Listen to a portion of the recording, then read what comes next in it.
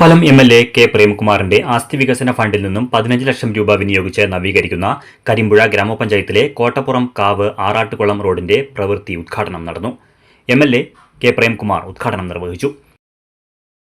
കിട്ടുന്ന പണം കൊണ്ട് അവർക്ക് ജീവിതത്തിലെ ആവശ്യങ്ങൾ നിറവേറ്റാൻ കഴിയുന്നില്ല എന്നുള്ളതാണ് അവർ അഭിമുഖീകരിക്കുന്ന പ്രശ്നം.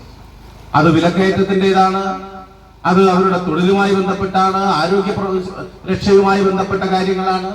അതിലെല്ലാം ജനങ്ങൾക്ക് ആശ്വാസം നൽകുകയാണ്.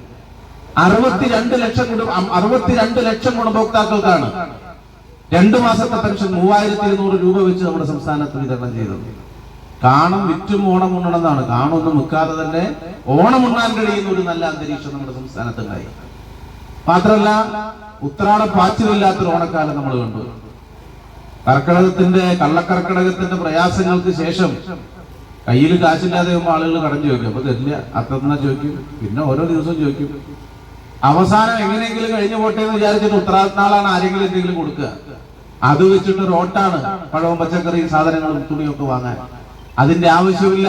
ഏതാണ്ട് കേരളത്തിലെ 62 ലക്ഷം ഗുണഭോക്താക്കളുടെ കയ്യിലേക്ക് 3200 രൂപ. ഏറ്റവും ഗ്രാമപഞ്ചായത്ത് പ്രസിഡന്റ് കെ എം ഹനീഫ അധ്യക്ഷത വഹിച്ചു. ബ്ലോക്ക് പഞ്ചായത്ത് മെമ്പർ ഷീജ, ഗ്രാമപഞ്ചായത്ത് മെമ്പർമാരായ M Mohanan, Chami, K Subramanian, K T Ramachandran എന്നിവർ സംസാരിച്ചു.